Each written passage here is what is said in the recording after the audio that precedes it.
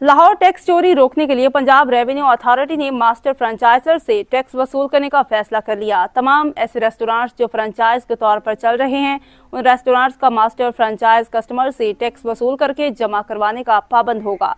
मजीद जानते हैं अतीक मुगल की इस रिपोर्ट में। जी, पंजाब रेवेन्यू अथॉरिटी का मास्टर फ्रेंचाइजर से टैक्स वसूली का फैसला PRA की जानिब से तमाम फ्रेंचाइजर से इनफरादी की बजाय रेस्टोरेंट्स की मास्टर फ्रेंचाइजर से अब टैक्स वसूल किया जाएगा। मास्टर फ्रेंचाइजर्स के ज़िम्मे टैक्स लेकर जमा करवाना लाजिम होगा। Punjab sale tax on service act 2012 के सेक्शन 14A के तहत टैक्स की वसूली को यकीनी बनाया जाएगा। सेक्शन 14A के अख्तियारात का इस्तेमाल करते हुए तमाम फूड पॉइंट्स के मास्टर्स फ्रेंचाइजेस से टैक्स वसूल किया जाएगा।